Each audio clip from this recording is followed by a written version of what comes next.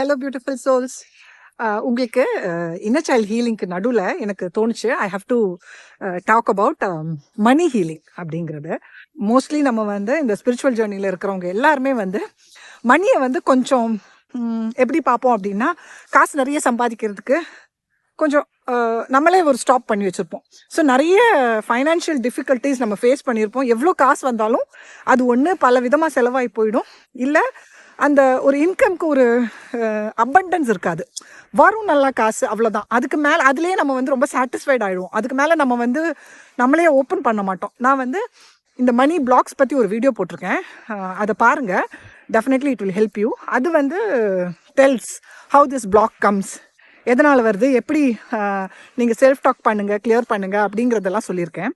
இது நான் ஸ்பெசிஃபிக்கலாக வந்து நீங்கள் இந்த ஒரு பேட்டர்னை ஹீல் பண்ணுறதுக்கு கொஞ்சம் ஸ்டெப்ஸ் எடுக்கணும். ஹவு டு டூ தட் அப்படிங்கிறது டிப்ஸ் சொல்கிறேன். அதில் ஒன்று அப்படிங்கிறது, மெயின்லி எந்த ஒரு இடத்துலையுமே காசு கொடுக்கும்போது அந்த கஷ்டத்தோடு கொடுக்காதீங்க. நீங்கள் யூஸ் பண்ண ஒரு சர்வீஸாக இருக்கலாம். ஒரு எலக்ட்ரிசிட்டி பில் பே பண்ணுறோன்னு வச்சுக்கோங்களேன். இந்த மாதம் எலக்ட்ரிசிட்டி பில் அதிகமாக வந்துருச்சு அப்படின்னதும் அந்த மாதம் பூரா நம்ம வந்து அந்த ஃபேனு லைட்டு எல்லாத்தையும் அப்படியே ஆஃப் பண்ணி பயங்கரமாக பில் வந்துருச்சு அப்படின்னு சொல்லிட்டு நம்ம அந்த ஓவர் கண்ட்ரோல் எல்லார்கிட்டையுமே பண்ணுவோம். ஸோ எந்த ஒரு விஷயம்னாலும் அது நம்ம எக்ஸ்பெக்ட் பண்ணுறதை விட கொஞ்சம் அதிகமாக வந்துருச்சு அப்படின்னா நம்ம அதை ரிலீஸே பண்ண மாட்டோம். நம்ம பயங்கரமாக அதிலே ஸ்டக்காக இருந்துருவோம். திரும்ப இது ஆகக்கூடாது அப்படின்னு கண்ட்ரோல் பண்ணிக்கிட்டே இருப்போம். அது வந்து ஆக்சுவலி இட்ஸ் அ பிளாக். ஏன் அப்படின்னு கேட்டால், நீங்கள் வந்து யூஸ் பண்ணிட்டீங்க, யூஸ் பண்ணதுக்கு தான் அந்த பில் வந்திருக்கு. இப்போது தப்பான ஒரு மீட்டர் ரீடிங்னால வந்துச்சு அப்படின்னா அந்த மீட்டர் ரீடிங் கரெக்டாக இல்லையா, அதில் ஏதாவது ப்ராப்ளம் இருக்கான்னு பாருங்கள், அதில் தப்பு கிடையாது. பட் நம்ம யூஸ் பண்ணதுக்கு தான் வந்திருக்கு அப்படின்னு நமக்கு தெரிஞ்சிருச்சு அப்படின்னா okay, we have to be careful. ஓவராக யூஸ் பண்ணக்கூடாது, எந்த ஒரு விஷயமே அனாவசியமாக யூஸ் பண்ணக்கூடாது, அது உண்மைதான். பட் அதுக்காக அந்த மைண்டை வந்து ஓவராக யூஸ் பண்ணிட்டோம் அப்படிங்கிற அந்த ஒரு விஷயத்தில் வந்து அப்படியே பிடிச்சிக்கிட்டு we are not allowing us to live properly. இல்லையா? உங்களுக்கு ரொம்ப ஹாட்டாக இருந்தால் கூட நீங்கள் என்ன நினைப்பீங்க, கொஞ்ச நேரம் ஏசி போடாமல் இருந்துடலாம், அவ்வளோ கரண்ட்டு வேஸ்ட் ஆகாது, நைட்டு போட்டுக்கலாம், ஃபேனில் அட்ஜஸ்ட் பண்ணிக்கலாம். இந்த மாதிரி நம்மளையே கஷ்டப்படுத்திக்கிட்டு நம்ம வந்து அதை வந்து கண்ட்ரோல் பண்ணுறதுக்காக ட்ரை பண்ணும்போது you are not loving your self. உங்களுக்காக காசு செலவு பண்ணுறதுல நீங்கள் வந்து பயப்படுறீங்க. ஏன் இது வந்தது அப்படின்னா, நமக்கு சின்ன வயசுலேருந்தே பேரண்ட்ஸ் கொடுத்த ஒரு விஷயம் தான், காசை வந்து பார்த்து செலவு பண்ணணும் அப்படிங்கிற ஒரு விஷயத்த நமக்கு ரொம்ப அதிகமாக ஊட்டிட்டாங்க.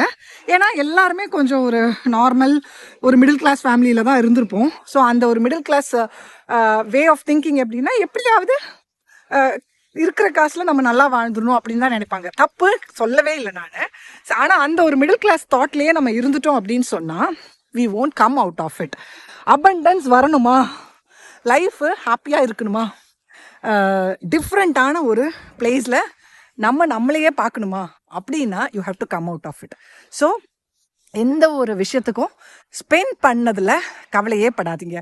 ஒரு ட்ரெஸ் வாங்கிட்டோம், ஒரு ஷூ வாங்கிட்டோம், வேஸ்ட்டாக இருக்குது சம்டைம்ஸ், ரொம்ப ஆசைப்பட்டு வாங்கிட்டோம், ஆனால் அதுக்கப்புறம் வந்து அதை ஒழுங்காக நமக்கு கூட போட முடியல அப்படிங்கும்போது just tell your self that next time நான் வாங்கும்போது இன்னும் கொஞ்சம் கேர்ஃபுல்லாக வாங்கணும். பட் பரவாயில்ல, எனக்கு பிடிச்சதுனால தானே வாங்கினேன், வேஸ்ட்டாக போனால் இருந்துட்டு போது, I can give it to somebody else அப்படின்னு சொல்லுங்கள். அந்த திரும்ப நம்ம மைண்டில் அந்த தாட்டை ஓட்டிக்கிட்டே இருந்தீங்க அப்படின்னா இட்ஸ் அ லேக். அந்த லேக்கை நீங்கள் கொடுக்க உங்கள் லைஃப்பில் லேக் தான் இருக்குமே ஒழிய you won't get abundance. So receiving abundanceக்கு your mind should be open to receive abundance. So first thing is, எந்த ஒரு காசும் உங்களுக்கு கொடுக்க வேண்டிய ஒரு நிலைமை வந்துருச்சு அப்படின்னா அதை சந்தோஷத்தோடு ஏற்றுக்கிட்டு அதை ஹாப்பியாக அக்செப்ட் பண்ணுங்க. அந்த சர்வீஸை நான் யூஸ் பண்ணதுனால தான் அப்படிங்கிறத அக்செப்ட் பண்ணுங்க. அதே மாதிரி நம்ம ஒரு ஹோட்டல் போய் சாப்பிடணும், இல்லை ஒரு ட்ரெஸ் வாங்கணும், எதுனாலும் இவ்வளோ காசா அப்படின்னு நினச்சிட்டு நமக்கு ஆசையான ஒரு விஷயத்த நம்ம பண்ணாமல் இருக்கோம் அப்படின்னா அதுவும் வந்து ரெஸ்ட்ரிக்டிங் யோர் செல்ஃப். உங்களுக்கு என்ன வேணுங்கிறத நீங்கள் வந்து ஒரு தடை இல்லாமல் செய்யறதுக்கு ஸ்டாப் பண்ணுறீங்க. இப்போ வந்து நான் இதை சொல்லும்போது நீங்கள் நினைக்கலாம், அப்படின்னா இருக்கிற காசு எல்லாம் பாட்டுக்கு அண்ணா பின்னான்னு செலவு பண்ணிட்டு என்ன பண்ணுறது அப்படின்னு. நான் அப்படியும் சொல்லலை. உங்களுக்கு கொஞ்சம் காசு இருக்கும். நம்ம எல்லாம் வந்து சேவ் பண்ணும் அப்படிங்கிற அந்த ஒரு எண்ணத்தில் கொஞ்சம் மணியை நமக்காக செலவு பண்ணுறதை நம்ம ஸ்டாப் பண்ணிடுவோம். ஸோ சேவிங்ஸ் கொஞ்சம் பண்ணுங்க. சாகும்போது இதெல்லாம் எடுத்துட்டா போகிறோம். இந்த உலகத்தில் வாழறவங்க எல்லாருக்குமே வந்து அவங்கவுங்களுக்குன்னு ஒரு கெப்பாசிட்டி இருக்குது. ஸோ நம்ம குழந்தைங்களுக்காக நம்ம பயங்கரமாக சேர்த்து வச்சு அவங்கள பயங்கரமாக பார்த்து அவங்க லைஃப் எல்லாம் நம்ம செட் பண்ணி கொடுக்கணும் அப்படிங்கிறதெல்லாம் கிடையவே கிடையாது. ஸோ எல்லாம் நம்ம ஃபேமிலிக்காக நம்ம வந்து சேர்த்து வைக்கிறோம்னு சொல்லிட்டு நம்ம வாழ மறந்துடக்கூடாது. அது வந்து ரொம்ப இம்பார்ட்டன்ட். செய்யுங்க எல்லாருக்குமே, அவங்களுக்கும் நீங்கள் செய்யுங்க, ஆனால் உங்களுக்கும் செஞ்சுக்கோங்க. டெஃபினெட்லி உங்களுக்கு தேவையான விஷயங்களை ஸ்டாப் பண்ணாதீங்க. அது மினிமமாக இருந்தாலும் எவ்வளோ பண்ண முடியுமோ அதை பண்ணுங்க. அண்ட் அகெயின் இப்போ வந்து இப்போ நீங்கள் ஒரு ஹீலிங் ஃபேஸில் இருக்கீங்க அப்படின்னு வச்சுக்கோங்களேன். இதில் 2 டைப் ஆஃப் பீப்புள் இருப்பாங்க. இந்த ஹீலிங்கில் என்ன பண்ணணும்னு தெரியல, பயங்கரமான கன்ஃபியூஸ்டு ஸ்டேட்டில் இருக்கும்போது அங்கே இங்கே கொண்டு போய் காசை கொட்டி அந்த கிளாஸு இந்த கிளாஸு அந்த அப்படி இப்படின்னு சொல்லிட்டு நம்ம பாட்டுக்கும் எங்கெங்கேயோ கொண்டு போய் காசை கொடுத்து நம்ம ஹீல் பண்ணுறதுக்காக ட்ரை பண்ணுவோம். ஆனால் வந்து எங்கேயுமே வந்து நமக்கு ஒழுங்காக ஒர்க் ஆகாது unless we start working on ourselves. That is also not a right thing. ஏன்னா அங்கே வந்து you are not finding the right thing. But காசை வந்து ஓவராக அனாவசியமாக செலவு பண்ணும்போது you don't value that money. அதுவும் இருக்குது. ஸோ மணியை வந்து வேல்யூவும் பண்ணணும், அதே சமயம் அதை வந்து செலவு பண்ணுறதுக்கு ரெஸ்ட்ரிக்ஷனும் வைக்கக்கூடாது. இது நான் சொல்லும்போது கொஞ்சம் கன்ஃபியூஷனாக இருக்கும். செலவும் பண்ணக்கூடாது ஆனால் செலவும் பண்ணணும் அப்படின்னு சொல்கிறேனே அப்படின்னு. அது அப்படி கிடையாது. உங்களுக்கு தேவையானது உங்களுக்கு சந்தோஷம் கொடுக்கறதுக்கு கண்டிப்பாக நீங்கள் செய்யுங்க. ஆனால் அது ஒரு வாட்டி 2 வாட்டி பண்ணும்போது you are not getting that happiness இல்லை சாட்டிஸ்ஃபேக்ஷன் அப்படின்னா புரிஞ்சுக்கோங்க, இது நான் பண்ணுறது சரியில்லை, வேறு ஏதோ பண்ணணும் அப்படிங்கிறத புரிஞ்சுக்கிட்ட அந்த இடத்துல வந்து சேஞ்ச் தட் ப்ராசஸ். அங்கே வந்து வேற ஏதோ ஒன்றில் நீங்கள் பண்ணால் ஒரு வேலை உங்களுக்கு கரெக்டாக இருக்கலாம். பட் நீங்கள் வந்து அதை திங்க் பண்ணாமல் திரும்ப அதுலேயே செலவு பண்ணிட்டு இருப்பீங்க. அண்ட் அகெயின் நான் சொல்கிறேன், சம்டைம்ஸ் வந்து ஒரு செஷன் எனக்கிட்ட எடுக்கிறாங்க அப்படின்னு வச்சுக்கோங்களேன். இந்த செஷனுக்கு வந்து நான் வந்து இவ்வளோ ருபீஸ் அப்படின்னு சொல்லும்போது அங்கே வந்து உங்களோட ஒரு சேஞ்சுக்காக உங்களுக்கு அந்த காசை செலவு பண்ண உங்கள் மனசு அனுமதிக்கல. அதே சமயம் நான் வந்து ஃப்ரீயாக கைடன்ஸ் கொடுத்துட்டு இருக்கும்போது எனக்கு வந்து பர்டிகுலர்லி நான் வந்து ஃப்ரீயாக கைடன்ஸ் கொடுத்துட்டு இருந்தேன். முதல்லலாம் வந்து யார் வந்து என்ன கேட்டாலும் எனக்கு என்னோட இன்ஸ்டாவில் இல்லை டெலிகிராம் ஐடி எல்லாம் கொடுத்துருந்தேன். ஸோ அதில் வந்து யார் கேட்டாலும் எல்லாருக்குமே நான் வாய்ஸ் மெசேஜ் போட்டுக்கிட்டே இருந்தேன். அப்போ some people started using me like anything. பயங்கரமா எக்ஸ்ப்ளோர் பண்ண ஆரம்பிச்சிட்டாங்க. என்னன்னா கேள்விக்கு மேல கேள்வி கேட்டுக்கிட்டே இருப்பாங்க. ஸோ நானும் அந்த டைம்ல வந்து ஆன்சர் பண்ணிக்கிட்டே இருந்தேன்.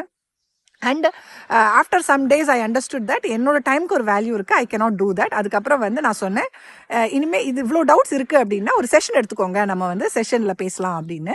And I told the amount. அந்த செஷன் எடுத்துக்கோங்க அப்படின்னு சொன்னதுலேருந்து அவங்களுக்கு வந்து என்கிட்ட டவுட்டே கேட்க முடியல.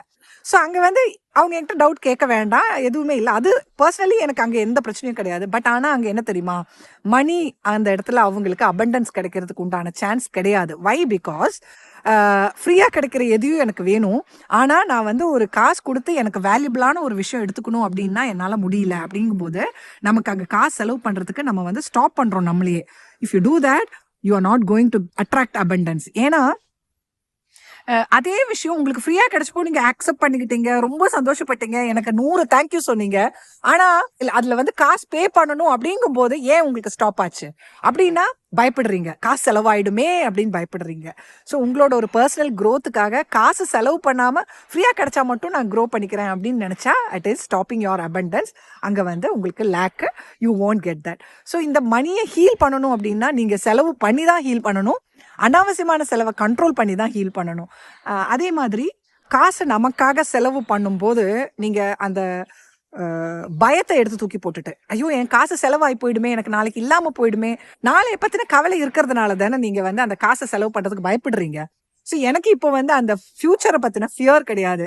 இன்னைக்கு எனக்கு காசு இருக்குன்னா நான் செலவு பண்ணுவேன், நாளைக்கு அது ஏதாவது முறையில் வந்துடும், அதுக்காக சேவ் பண்ணி வச்சுக்கிட்டு ரொம்ப கஷ்டப்பட்டு அந்த மாதிரிலாம் இல்லை, ஒரு மினிமம் ஓகே அப்படிங்கிறதுல தான் நான் போகிறேன். ஸோ அந்த ஃபியரை நம்ம வந்து போக்குனா தான் நம்மளால் வந்து ஹாப்பியாக இருக்க முடியும். அந்த ஃபியர் இல்லாமல் நீங்கள் வந்து உங்களுக்காக காசு செலவு பண்ணி பாருங்கள், ரொம்ப ஹாப்பியாக ஃபீல் பண்ணுவீங்க, அந்த சோல் லெவல் ஹாப்பினஸ் உங்களுக்கு தோணும். ஸோ அப்போ உங்களுக்கு புரியும் actually spending on my self is giving me happiness அப்படிங்கிறது. ஆனால் அந்த ஃபியரை உள்ளே வச்சுட்டு இருக்கிற வரைக்கும் நமக்கு வந்து காசு செலவு பண்ணிட்டா அந்த ஸ்ட்ரெஸ் நம்மளை ரொம்ப வாட்டிக்கிட்டே இருக்கும். அதுக்கப்புறம் நம்ம நமக்காக செலவு பண்ணுறதுக்கு கஷ்டப்படுவோம். அதே சமயம் நீங்கள் யோசிச்சு பாருங்க, லைஃப்பில் நம்ம நமக்காக ஏதாவதுலாம் ஸ்பெண்ட் பண்ணியிருந்தா கூட அந்த ஒரு நிமிஷம் கூட அந்த ஒரு ஹாப்பினஸை நம்ம வந்து என்ஜாய் பண்ணவே மாட்டோம். எப்போதுமே வந்து ஐயோ அவ்வளோ காசு கொடுத்து வாங்கிட்டேனே, வாங்காமல் இருந்திருக்கலாமே, இவ்வளோ செலவு பண்ணாமல் இருந்திருக்கலாமே, அந்த மொமெண்ட்ல நான் யோசிக்காமல் விட்டுட்டேனே அப்படின்னு சொல்லி ரிக்ரெட் தான் full time. So you don't even enjoy what you have bought for you. So அது வந்து உங்களுக்கு லேக்கை கொடுக்கும். So again I am telling, கிளியராக கேட்டுக்கோங்க.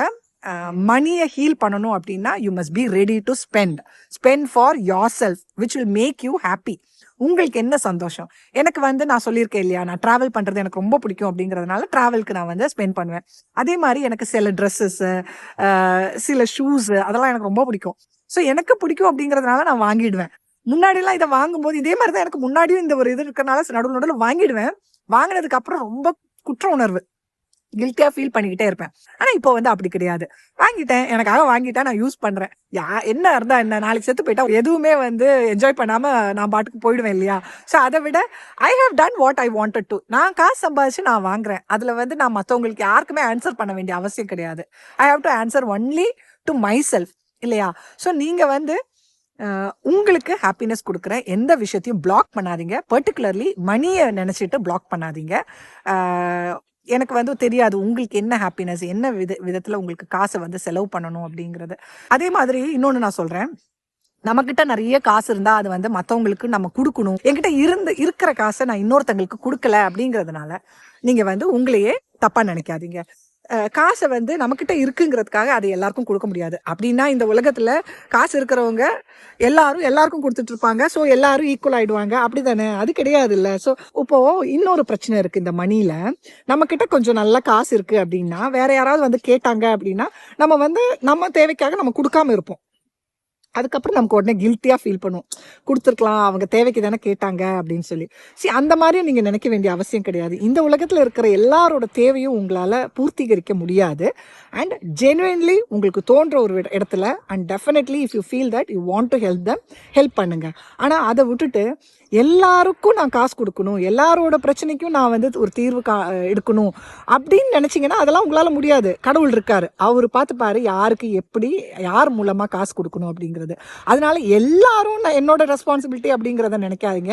உங்ககிட்ட இருக்கிற காசு வந்து மற்றவங்களுக்கு வந்து ஒரு ஓப்பன் வே டு கெட் அப்படிங்கிறதெல்லாம் கிடையாது. அவங்களுக்கு அது வந்து ஈஸியாக ரீச் பண்ணிடுற ஒரு விஷயமும் கிடையாது. நீங்கள் வந்து அப்படி ஒரு பர்சனாக இருக்கணுங்கிறதும் கிடையாது. அப்படி நீங்கள் யோசிக்கிறீங்க அப்படின்னா அதை வந்து ஹீல் பண்ணுங்க. Something is there inside you which says that you are responsible for every one around you.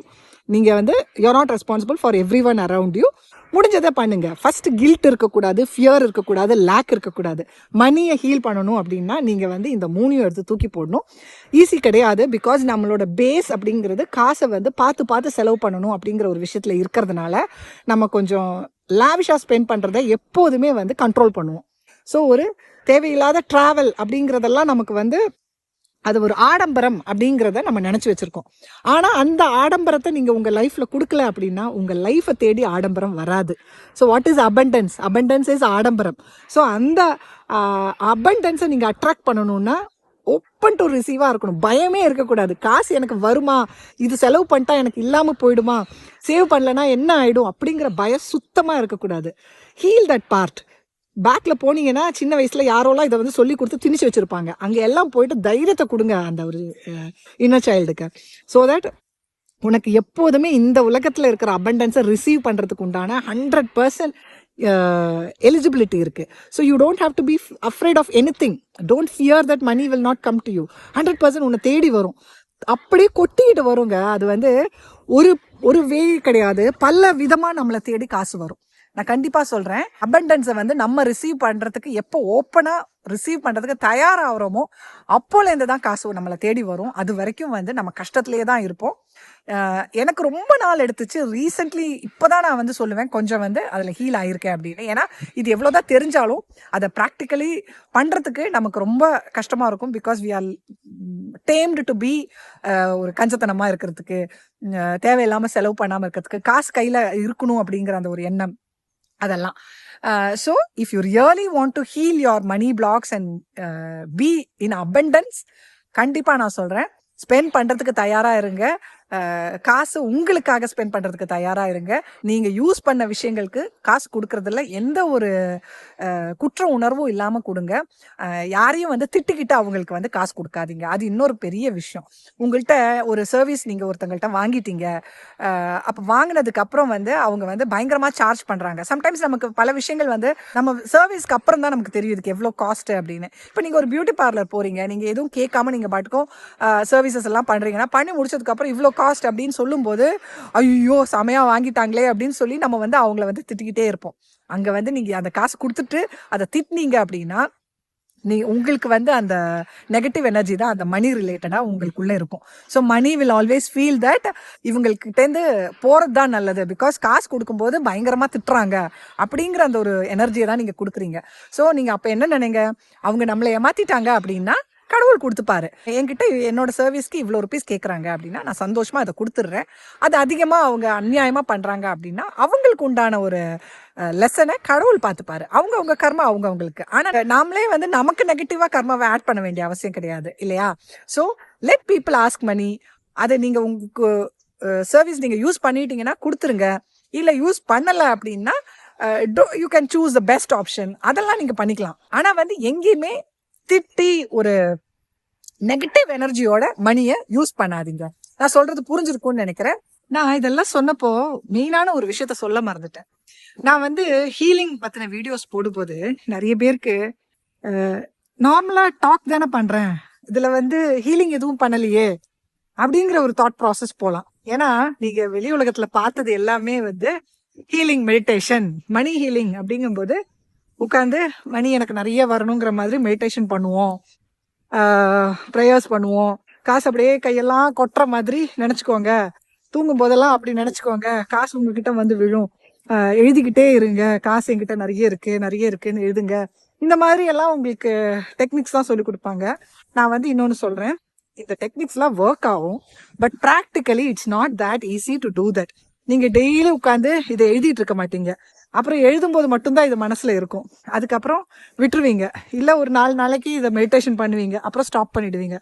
So money heel ஆகணும்னா நம்மளோட சப்கான்ஷியஸ் மைண்ட்ல மணியை பத்தின ஒரு தப்பான ஒரு தாட் ப்ராசஸ் இருக்கும். அதை தான் கிளியர் பண்ணணும். ஸோ நான் எப்போதும் சொல்றேன், எனக்கு வந்து ஹீலிங் அப்படிங்கிறது நான் மட்டும்தான் பண்ண முடியும். ஸோ நான் என்ன ஹீல் பண்ணணும்னா எனக்கு என் உள்ள இருக்கிற பிரச்சனையை எடுத்து தூக்கி போடணும். நீங்கள் எத்தனை மெடிடேஷன் பண்ணாலும் அந்த மெடிடேஷனை கேட்கும்போது you are not going through your own process. இன்னொருத்தவங்க சொல்கிறத அந்த மொமெண்ட்டில் கேட்குறீங்க, அது அந்த மொமெண்ட்டுக்கு நல்லா தான் இருக்கும். ஸோ நான் போடுற ஹீலிங் வீடியோஸில் உங்களுக்கு டவுட்டாக இருந்தது அப்படின்னா இட்ஸ் ஓகே, நீங்கள் அதை பார்க்க வேண்டாம். பட் டெஃபினெட்லி நான் சொல்கிறேன், healing doesn't work the way the world treats it. இந்த உலகத்தில் நிறைய பேர் வந்து ஹீலிங்கை ஒரு மணி மேக்கிங் டூலாக எடுத்துக்கிட்டாங்க. ஸோ அது வந்து இந்த டெக்னிக்ஸ் அந்த டெக்னிக்ஸ், ஸோ அதனால அவங்கக்கிட்ட தான் அந்த டெக்னிக் இருக்குன்னு சொல்லிட்டு நம்ம போய் அங்கே காசை கொடுப்போம். யார்கிட்டயுமே அந்த டெக்னிக் இல்லை, அந்த டெக்னிக் நம்மக்கிட்ட தான் இருக்கு. நம்மக்கிட்ட இருக்கிற டெக்னிக்கை நம்ம எப்படி யூஸ் பண்ணலாம் அப்படிங்கிறது தான் என்னோட வே ஆஃப் கைடன்ஸ் வந்து எப்போதுமே அதுதான். ஸோ நான் சொல்றதை ட்ரை பண்ணி பாருங்க. உங்களுக்கு ஒர்க் ஆச்சுன்னா well and good. Okay tears, take care, bye.